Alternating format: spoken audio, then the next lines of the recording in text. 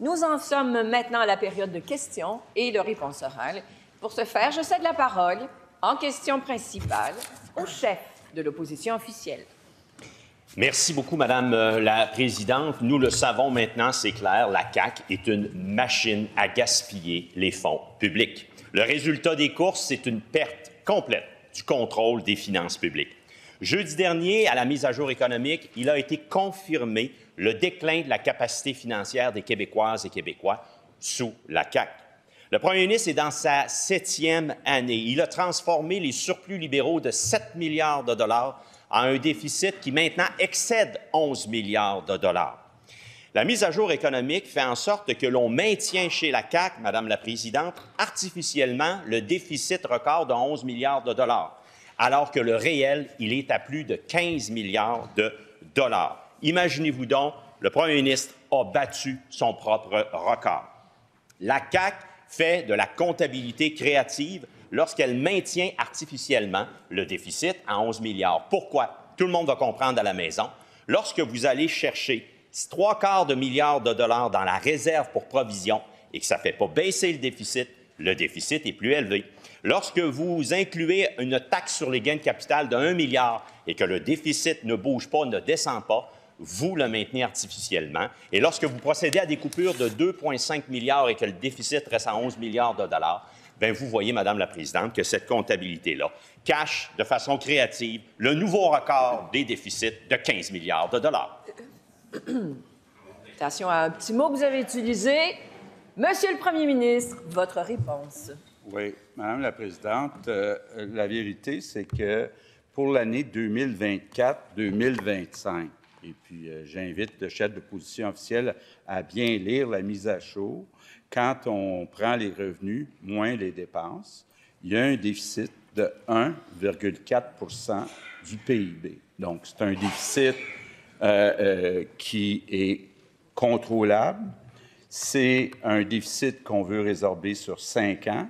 Et il y a essentiellement 2 raisons pourquoi on a ce déficit. Premièrement, parce que depuis 6 ans, on a accepté d'augmenter les dépenses de la santé et de l'éducation de 50 Madame la Présidente. On pensait que c'est important, entre autres, d'augmenter les salaires des infirmières, les salaires des enseignants. C'est jamais vu, là, augmentation de 50 Deuxièmement, on a baissé les impôts de la classe moyenne.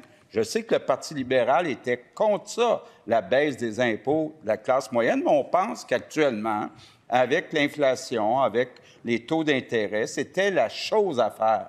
Donc, Madame la Présidente, on va déposer dans le prochain budget un plan de retour à l'équilibre budgétaire, mais déjà, on est à un déficit de 1,4 du PIB. C'est contrôlable. Première complémentaire. Madame la Présidente, le déficit est passé avec la mise à jour économique d'un record de 11 milliards de dollars à un nouveau record de plus de 15 milliards de dollars. Puis tout le monde à la maison comprenne ça.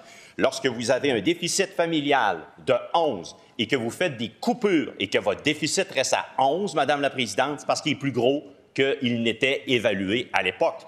En ce sens-là, après des coupures de 2,5 milliards en santé, en francisation et au PME, le nouveau record est bel et bien à 15 milliards de dollars.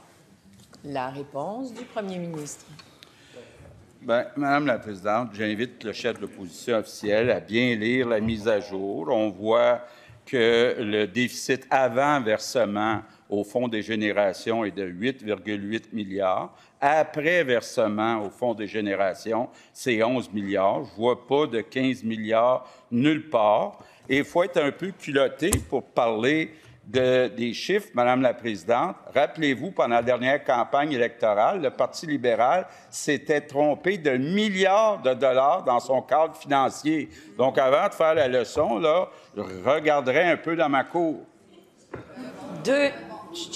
Deuxième complémentaire. Parfait. On va regarder dans sa cour. Budget 2023, déficit 2024, 3 milliards de dollars. Ils trouvent ça drôle. Payez les payeurs de taxes. Payez pendant qu'ils gaspillent.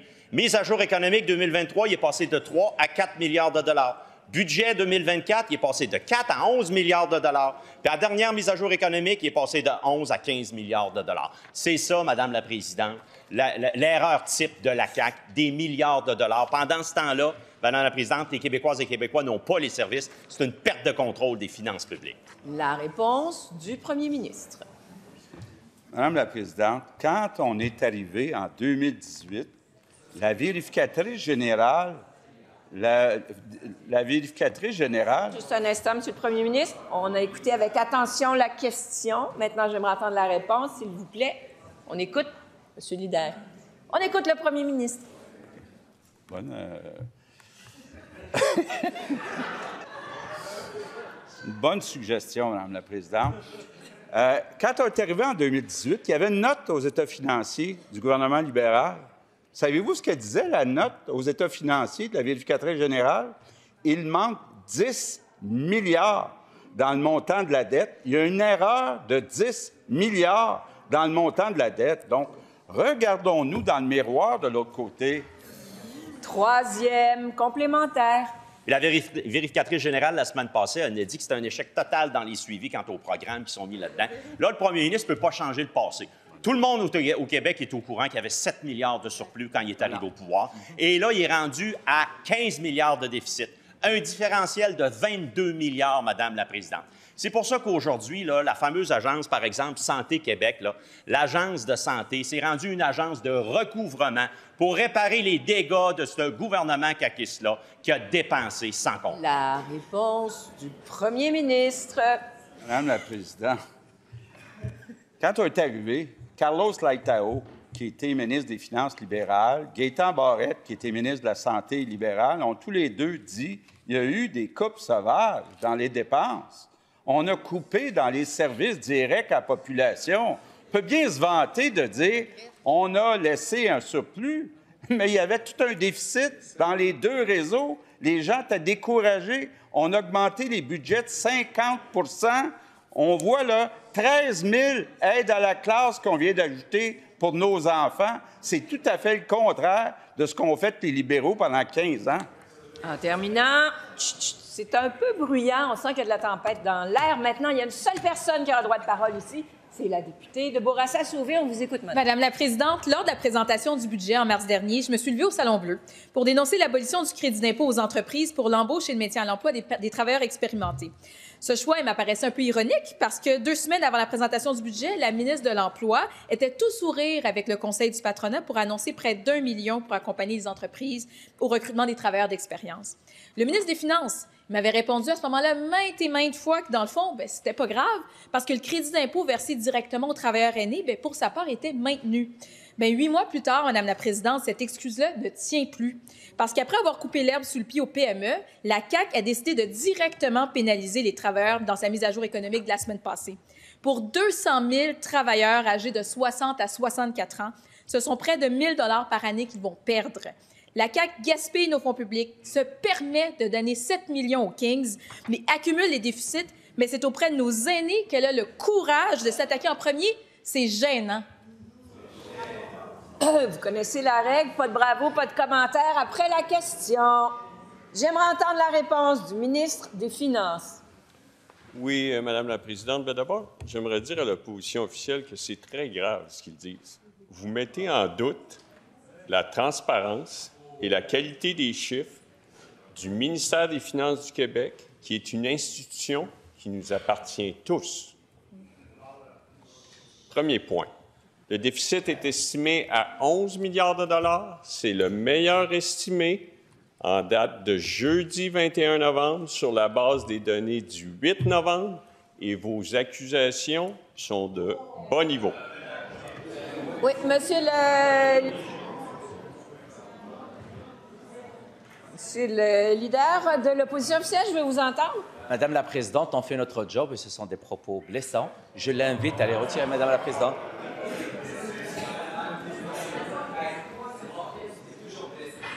Excusez, je suis debout. Monsieur le leader du gouvernement, très brièvement, je vais trancher. La Présidente, c'est clairement pas une question de règlement. Et quand le chef de l'opposition fait en sorte d'induire... Alors, je suis debout. Non, c'est beau, messieurs. On va trancher ça. Pour ce qui est de la critique du comportement, c'est une chose possible. Maintenant, j'aimerais qu'on revienne à la réponse. Et, Monsieur le ministre, vous vous adressez à la présidente. Vous n'interpellez pas directement l'opposition ou une personne de l'opposition. Oui, mais Madame la présidente, c'est du salissage d'une institution qui appartient aux Québécois, le ministère des Finances.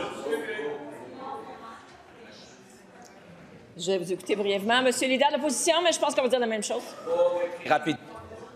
Très rapidement, j'invite le leader à lui donner sa feuille. Le niaisage, il est là. Qu'il la retire. Salissage. Vous avez raison, Monsieur le leader de l'opposition officielle. Vous devez retirer le mot que vous avez utilisé et poursuivre votre réponse. Je vous prie, Monsieur le ministre, retirez-le. Vous vous retirez? Je le retire, Madame la présidente. On dénigre une institution qui appartient aux Québécois, le ministère des Finances.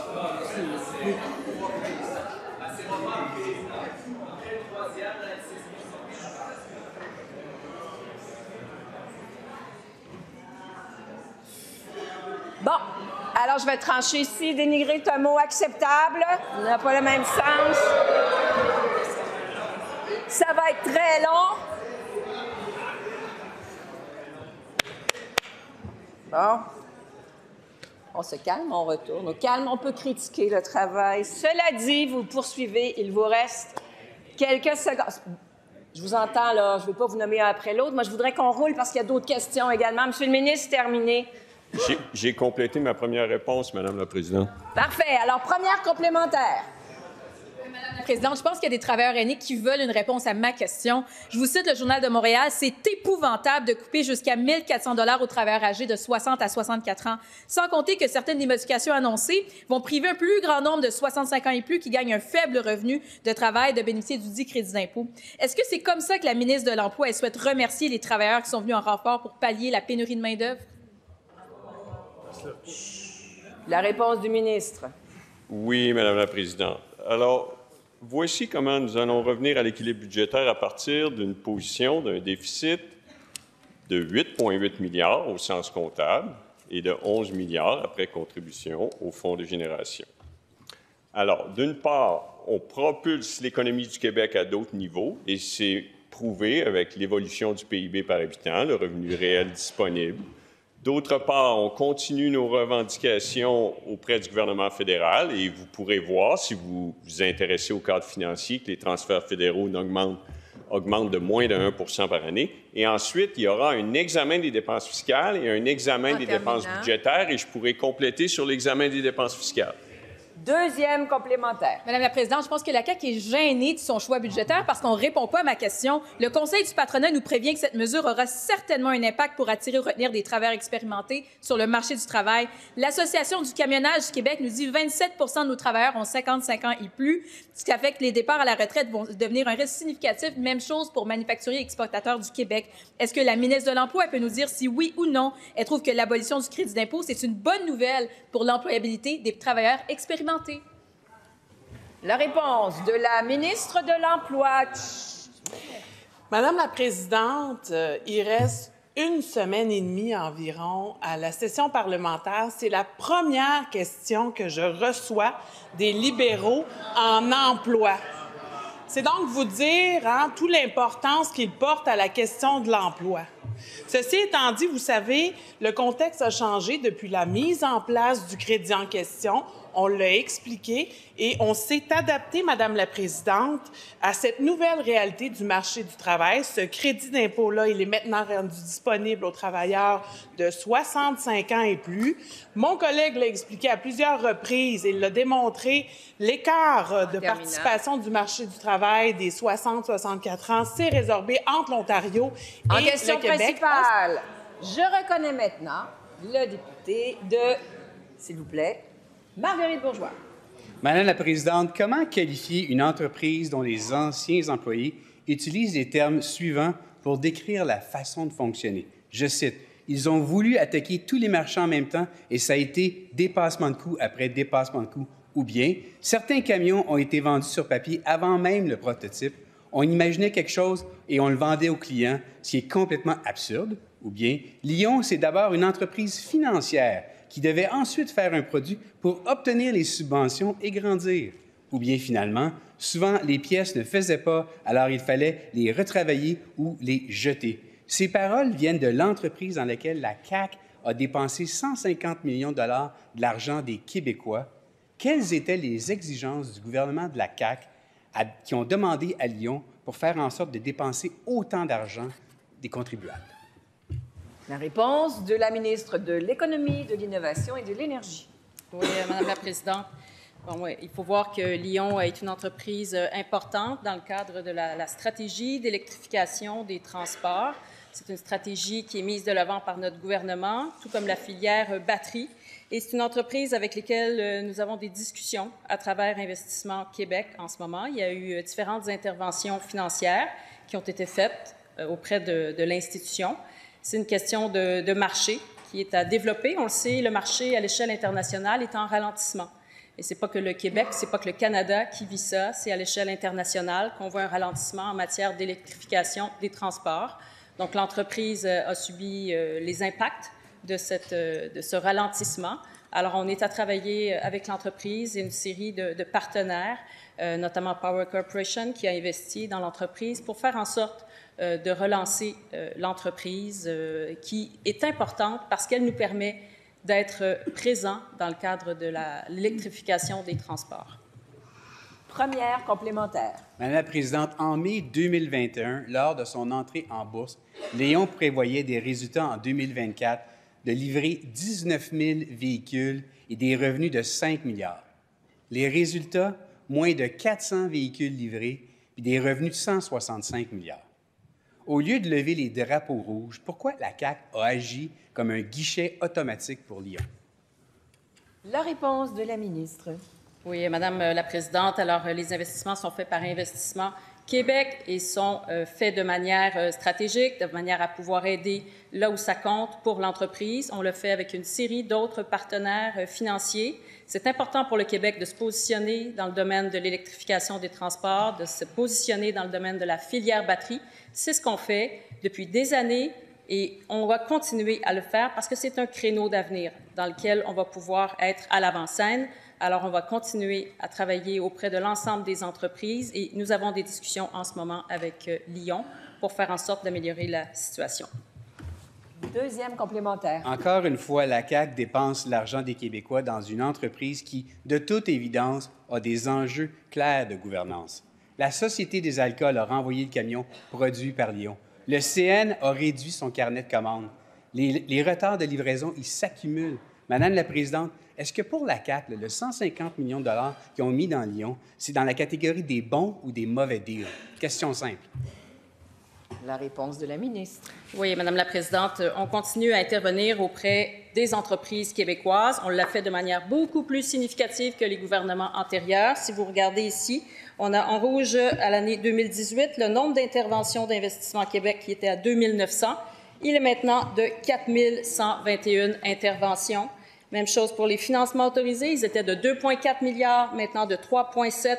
Et les investissements totaux, de 8,4 milliards ils ont grimpé à 13 milliards. Alors ça montre le niveau de soutien qu'on a auprès des entreprises québécoises à travers Investissement Québec. On va continuer d'être là pour les joueurs qui sont ceux qui tirent le Québec vers l'avant en matière d'économie. En question principale, je reconnais maintenant la députée de Saint-Laurent. Merci beaucoup, Madame la Présidente. Quand j'entends la ministre dire qu'elle va continuer à être là pour les entreprises québécoises qui tirent le Québec vers le haut, j'ai de la misère à suivre parce qu'elle était en table éditoriale avec le journal Les Affaires et elle a avoué que finalement, nos entreprises d'ici n'ont pas eu beaucoup de blocs d'énergie. Dans la première portion, sur 956 mégawatts, combien d'entreprises d'ici ont reçu des blocs d'énergie, Madame la Présidente? 0. La deuxième fois, sur 600 mégawatts distribués, combien d'entreprises d'ici ont reçu de l'énergie? 1 sur 11. Donc, sur 22 entreprises, une seule québécoise. Moi, j'ai une question. Sur les 1500 mégawatts qui ont été octroyés, quel est le pourcentage que l'entreprise québécoise a reçu? Parce que ça encore, à ce jour, il n'y a personne qui le sait, sauf le gouvernement de la CAQ. Sont-ils trop gênés de dire que c'est en bas de 5 %? La réponse de la ministre de l'Économie, de l'Innovation et de l'Énergie. Oui, Madame la Présidente. On est dans une situation inédite au niveau de l'énergie au Québec. On a eu l'habitude d'évoluer dans un contexte florissant en termes de disponibilité d'énergie. Maintenant, la demande d'énergie a cru considérablement au cours des dernières années et récentes années du fait de la transition énergétique, du fait aussi des changements climatiques, et ça fait en sorte qu'on doit changer notre approche. Et c'est important, dans le cadre de cette approche, d'avoir un équilibre entre des joueurs internationaux et des joueurs québécois, d'avoir un équilibre entre des grandes entreprises et des plus petites et moyennes entreprises, et avoir un équilibre également entre les entreprises situées en région et celles qui sont dans les centres urbains.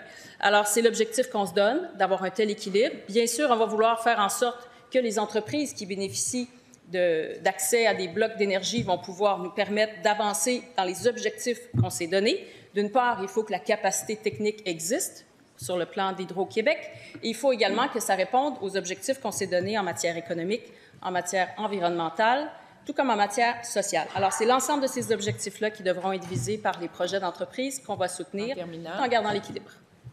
Première complémentaire. Non, mais attendez, là, mais quel équilibre? 1 sur 22 québécoises. La dernière fois qu'on a regardé Cascade à Cabano, c'est pas mal québécois et c'est pas mal une multinationale en région, qui plus est. Elle-même, encore, elle attend. Là, nous, on veut juste savoir une seule chose. La seule entreprise québécoise qui a reçu des mégawatts, elle a reçu combien de mégawatts? Pourquoi vous ne nous donnez pas l'information? Et vous vous adressez à la présidente. Madame la ministre. Écoutez, moi, je vous parle d'équilibre pour les prochaines allocations de mégawatts qui vont être centrales dans les discussions qu'on va avoir. On est en train de travailler également sur le plan de gestion des ressources énergétiques. On le fera dans le cadre du projet de loi 69. Il y aura une discussion sur le bouquet, le mix énergétique dont on va profiter, on va déployer au cours des prochaines années, parce qu'il faut voir qu'on va travailler sur une échéance de 25 ans. Mais à courte échéance, il va falloir miser sur des mesures, des sources d'énergie qui sont plus faciles à déployer, telles que le solaire et également l'éolien. Alors, c'est ce à quoi on va travailler avec Hydro-Québec au cours des prochaines années avant d'y aller plus avant sur d'autres formules. Deuxième complémentaire. Il a quand même un petit côté poète lors de son entrevue avec le journal Les Affaires. Elle cite Laurence Jalbert, le plus long corridor. Le corridor qui va être parfois très étroit. Mais permettez-moi de lui offrir peut-être un remix de la chanson. Quand Fit c'est parti, la ministre a pris le plus long corridor, le plus sombre, le plus étroit, celui qui mène à l'envers des profits. Quand Fit c'est parti, nos entreprises d'ici ont pris le plus long corridor, celui-là sans fenêtre, sans bloc d'énergie, et évidemment celui qui mène à l'envers du nationalisme économique. N'êtes-vous pas gêné aujourd'hui? La réponse de la ministre. Oui, Madame la Présidente, il n'y a rien de poétique dans le resserrement de l'offre énergétique auquel on fait face. C'est un défi de grande ampleur et on doit s'engager dans la transition énergétique. C'est ce qu'on fait. Les Québécois mettent chaque année 10 milliards de dépenses dans les énergies fossiles. Il faut réduire cette dépendance qu'on a aux énergies fossiles. C'est à travers les mesures de transition énergétique et de l'économie autour de la filière batterie que l'on fait face et que l'on relève ce défi-là. Ça demande toute une série d'investissements dans une multitude d'acteurs. On travaille avec les acteurs, et québécois et internationaux, pour engager le Québec de l'avant. En question principale, je reconnais maintenant le chef du deuxième groupe d'opposition. Merci, Madame la Présidente. Des firmes d'investissement étrangères se payent des cliniques médicales qui reçoivent des millions du gouvernement.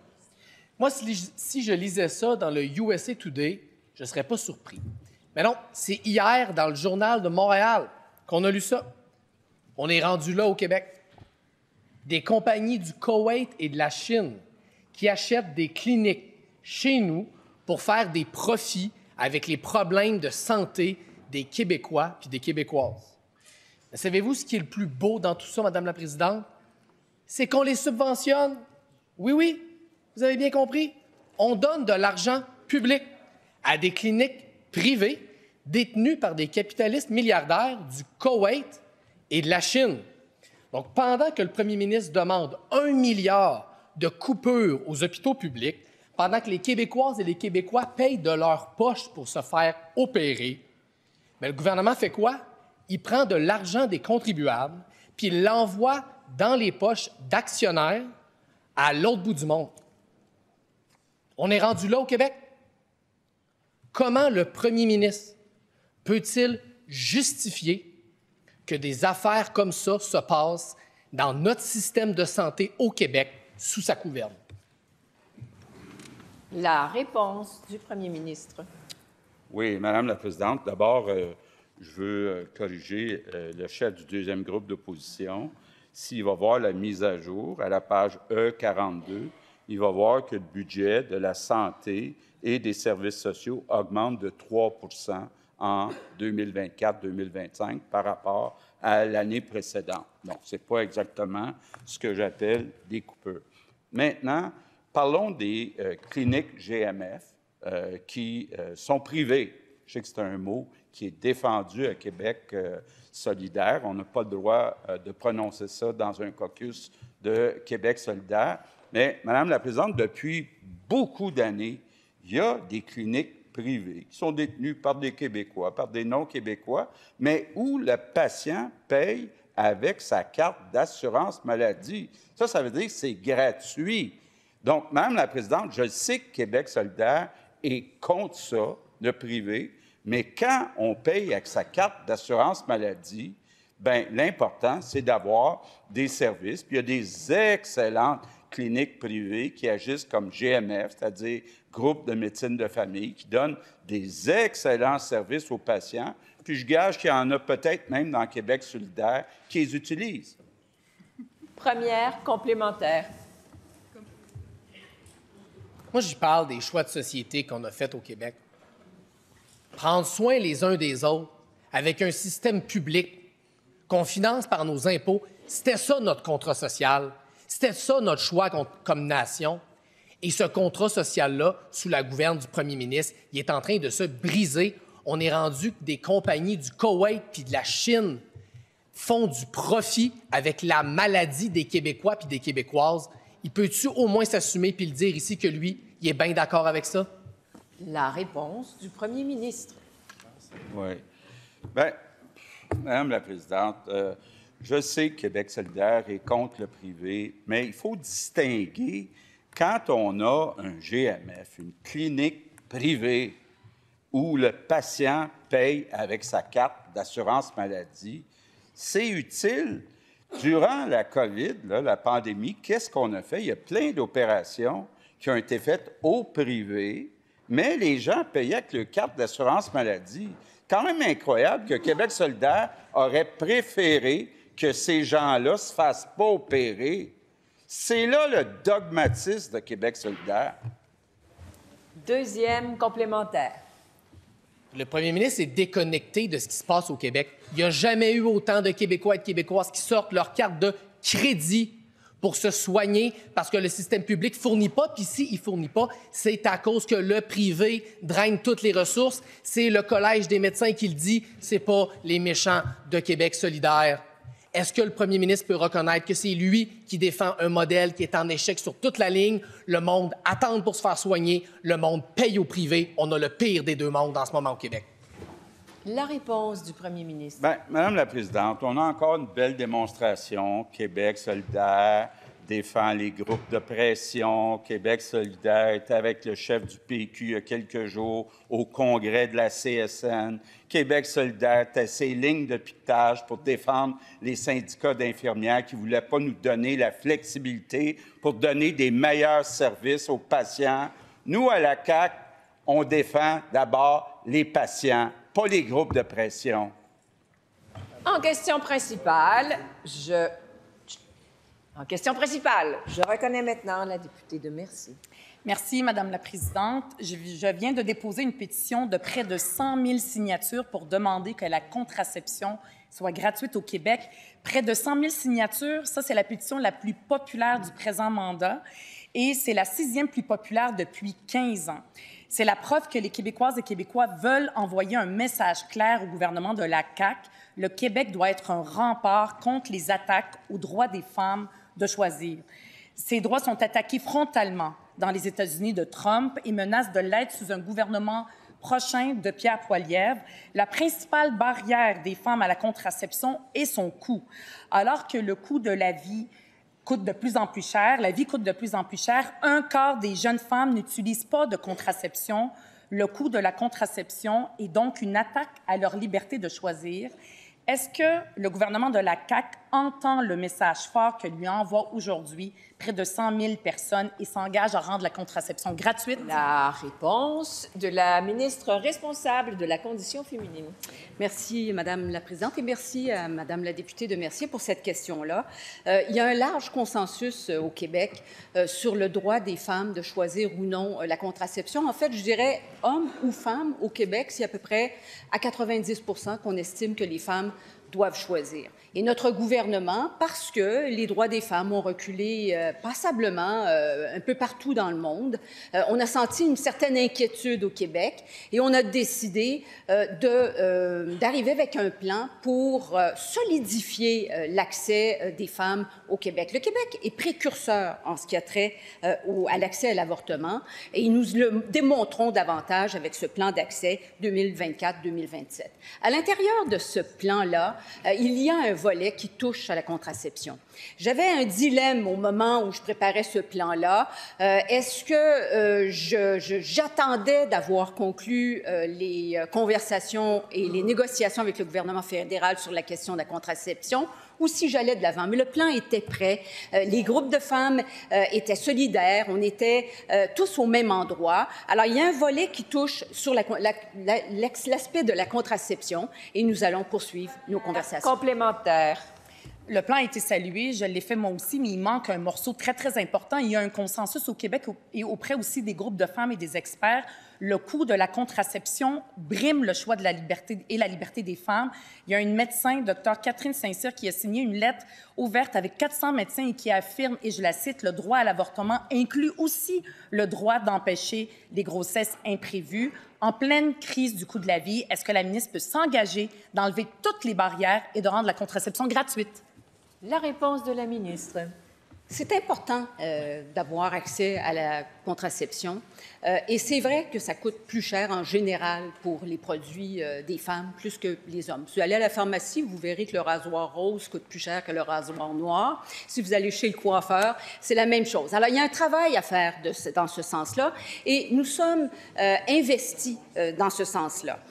Au Québec, la contraception, elle est couverte. 66 % des femmes ont une assurance privée, 33 % ont une assurance publique, mais oui, il y a encore des coûts. Et l'enjeu, c'est la franchise. Nous avons différents scénarios sur la table et nous poursuivons les discussions. D'abord avec le gouvernement fédéral, moi-même avec mon collègue du ministère de la Santé. Deuxième complémentaire. Madame la Présidente, j'aimerais que la ministre fasse le pas de plus pour être d'accord avec moi, puis avec les 100 000 signataires. Le ministre de la Santé nous a dit qu'il veut faire plus de prévention. Bien, rendre la contraception gratuite, c'est une mesure de prévention pour le système de santé qui est très forte. 40 % des grossesses sont non planifiées. Chaque dollar qu'on investit dans la contraception gratuite, bien, c'est des coûts de moins pour notre système de santé. On serait fou de s'en passer. J'aimerais que la ministre fasse comme les 100 000 personnes et nous dise aujourd'hui qu'elle s'engage à rendre la contraception gratuite. La réponse de la ministre. Dans le plan d'action gouvernemental sur l'accès à l'avortement, il y a certaines statistiques sur le taux d'avortement. Les avortements au Québec sont en baisse de 30 % depuis 10 ans, ce qui veut dire qu'en général, la contraception fonctionne. Toutefois, on réalise également dans les statistiques que la moitié des avortements au Québec sont dus à une contraception qui n'a pas fonctionné. Alors, l'important, c'était de mettre la lumière sur la prévention et s'assurer qu'on avait un axe sérieux pour faire de la sensibilisation sur la question de la contraception. Mais les discussions se poursuivent pour donner plus d'accès moins cher aux femmes. Les discussions se poursuivent avec le gouvernement fédéral. Je travaille main dans la main avec le ministre de la Santé et je pense que nous allons pouvoir éventuellement... En question principale, je reconnais maintenant le député de Jean Talon.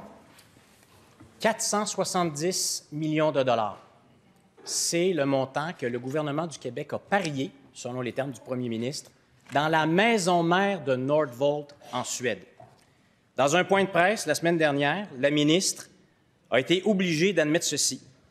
S'il y a un montant qui est à risque, c'est celui-là, qui est le plus à risque.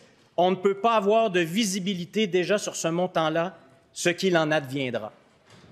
La ministre avait l'air un peu dépitée en disant ça. On peut la comprendre parce qu'elle nous a dit à plusieurs reprises ici en Chambre, je la cite le 24 septembre, « On a un statut vraiment privilégié au sens où si jamais il arrivait un événement catastrophe, on serait très bien positionné pour récupérer notre part d'actifs. » Le premier ministre lui-même, ici en Chambre, on a en garantie des actifs, entre autres une usine en Suède, ce qui veut dire qu'il faudrait tout vider l'avoir des actionnaires avant de perdre la débenture. Alors, on est curieux. Comment ça va, le processus de négociation entre créanciers? Où est notre statut privilégié? Est-ce qu'on a... La réponse de la ministre de l'Économie, de l'Innovation et de l'Énergie. Oui, Madame la Présidente, dans le cadre du projet Nordvolt, on a investi notamment 240 millions qui a permis l'achat du terrain.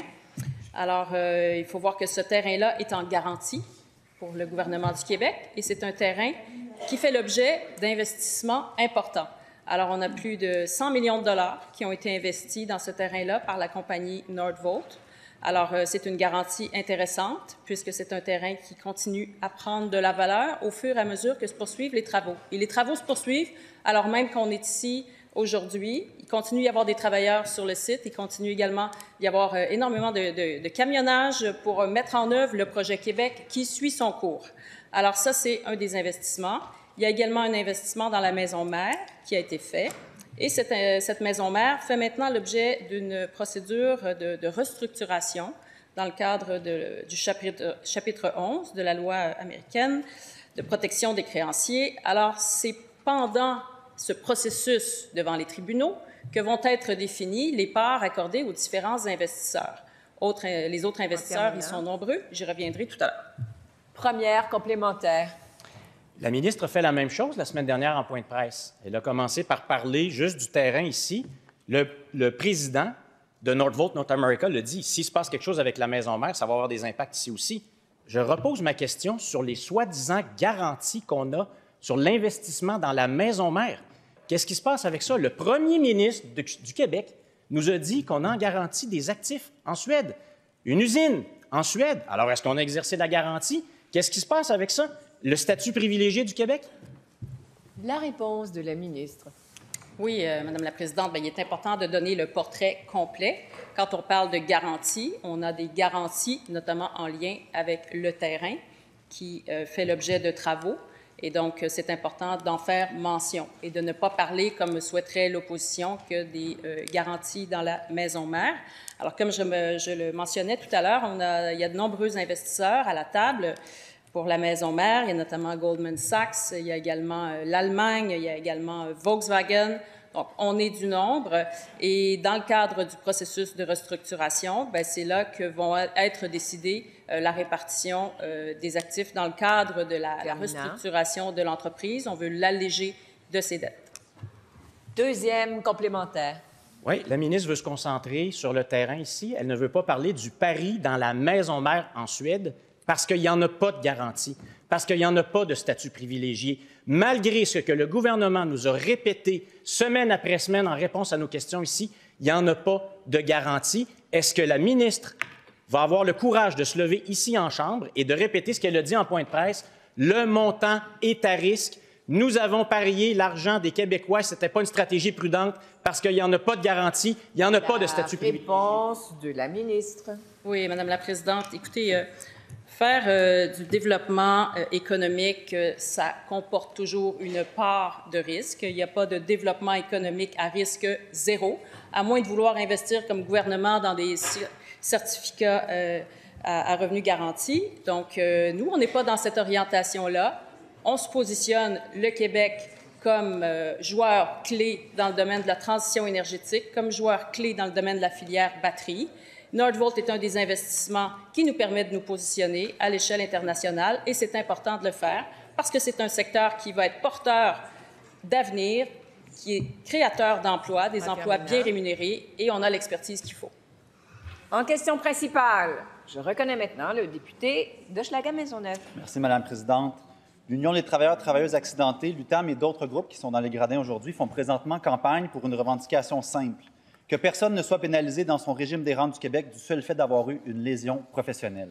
Carlos Ortiz nous écrit, à 41 ans, il a eu un grave accident de travail et n'a pas pu retravailler de sa vie.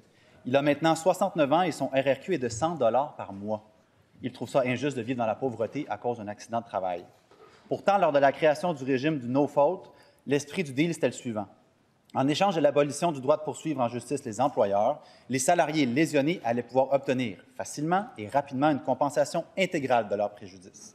Or, ce n'est visiblement pas le cas. Les travailleurs payent 2 fois, une fois pendant leur lésion et une fois rendus à la retraite. Le ministre reconnaît-il que personne ne devrait voir sa RRQ impactée du seul fait d'avoir eu une lésion professionnelle? La réponse du ministre du Travail. Oui, merci, Madame la Présidente. Évidemment, on a une pensée pour toutes les personnes qui subissent un accident de travail ou une maladie professionnelle au Québec. Il y a un régime d'indemnisation, d'ailleurs, qui est reconnu.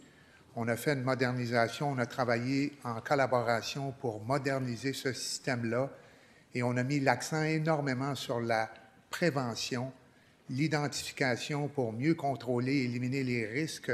Et l'indemnité de remplacement de revenus, elle est à 90 % du revenu net retenu, ce qui est une indemnité qui est reconnue comme étant tout à fait acceptable. Évidemment, à partir de 65 ans, il y a une diminution de 25 % par année jusqu'à l'âge de 68 ans, mais il faut revenir à l'objectif du montant de compensation, c'est pour compenser une capacité de gain qui diminue évidemment avec l'âge.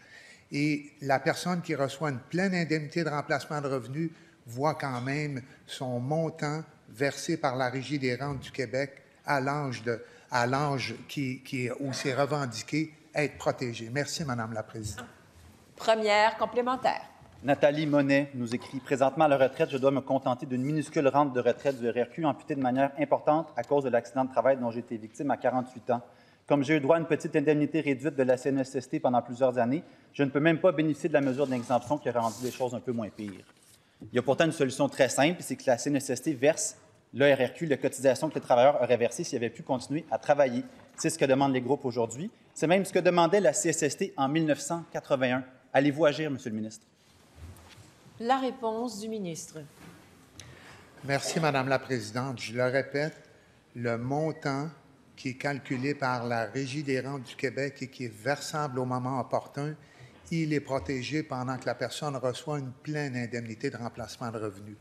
Ceci dit, et mon collègue d'Hochelaga-Maisonneuve le sait, on a demandé une étude à Retraite Québec en collaboration avec la CNSST et le ministère des Finances. On est toujours en analyse de ce rapport-là. Ce qui est important pour nous, c'est que le montant de l'indemnité soit équitable et respectueux de la capacité de gain des travailleurs et travailleuses du Québec. Merci, Madame la Présidente. Et vous adressez à la Présidente pour la deuxième complémentaire. Pierrette Rivard nous écrit sur une autre absurdité du régime. J'ai eu mon accident en 2019. Ça fait 5 ans que je suis en arrêt de travail. Je me suis blessé alors que je travaillais au salaire minimum. Aujourd'hui, je suis bien payé en dessous. Aujourd'hui, je dois survivre avec une petite indemnité de 850 $ aux 2 semaines. L'indemnité que je reçois, c'est 2 000 de moins que quelqu'un qui a eu son accident en 2024 qui est au salaire minimum. C'est pas normal que ça ne suive pas le salaire minimum. Tout monte, je n'arrive plus. J'espère que le ministre du Travail va nous entendre. C'est une absurdité. Payer 2 fois plus parce qu'on a un accident plus récent. Il faut agir, Madame la Présidente. La réponse du ministre. Merci, Madame la Présidente. Encore une fois, on a l'occasion, avec des projets de loi qui concernent la santé et sécurité du travail au Québec, de travailler ensemble. On a eu des discussions. On s'assure d'un sain équilibre. Il faut réitérer le fait que la totalité des cotisations au régime d'indemnisation est payée par les employeurs du Québec. C'est un régime qui est équilibré. Il y a des cas particuliers. Les personnes ont l'opportunité de faire des réclamations à la CNSST et le calcul de l'indemnité est basé sur des critères objectifs, encore une fois équitables. Et s'il y a des cas particuliers où il y a des inéquités, on pourra sûrement en parler. Merci. En question principale, je reconnais maintenant le député Doute-Pontiac. Premier ministre nous disait il y a quelques instants que lui travaillait dans l'intérêt du patient. Alors, voyons voir. Aujourd'hui, il y a 878 000 Québécois qui attendent un rendez-vous avec un spécialiste. Depuis l'arrivée en poste du ministre de la Santé, c'est une augmentation de 71 %. Aujourd'hui, il y a 705 patients atteints de cancer qui attendent leur chirurgie au-delà des délais médicalement acceptables. Ça, c'est une augmentation de 63 % depuis l'arrivée en poste du ministre de la Santé. C'est pas compliqué, Madame la Présidente. Il y a 5 % des patients, 5 % qui pensent que ça va mieux aujourd'hui que sous l'ancien gouvernement libéral. Puis comme si ça allait trop bien, bien, Santé Québec nous dit que dans les 4 prochains mois, il doit y avoir 1,5 milliard de coupures en santé. Le gouvernement de la CAQ suspend des affichages de postes d'infirmières, réduise les nombres de travailleurs en CHSLD, suspend des projets de dialyse. Est-ce que le gouvernement peut être honnête avec les Québécois et leur dire que dans les prochains mois, il va y avoir des réductions drastiques de services en santé? La réponse du ministre de la Santé.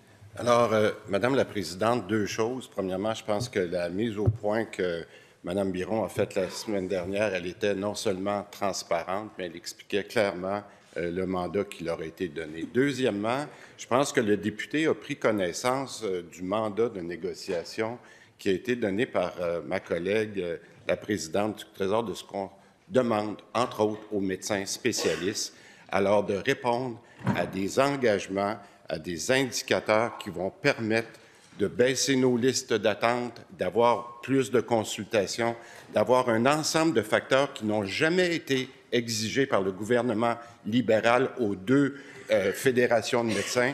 Nous avons le courage, Madame la Présidente, de prendre l'intérêt des patients. C'est exactement ce que nous faisons. Et nous demandons, Madame la Présidente, je veux être très clair, nous demandons des exigences aux fédérations médicales et nous allons le faire avec la même fermeté que nous l'avons fait avec la FIC au cours de la dernière année. Merci beaucoup. Alors, cela met fin à la période de questions et de réponses orales.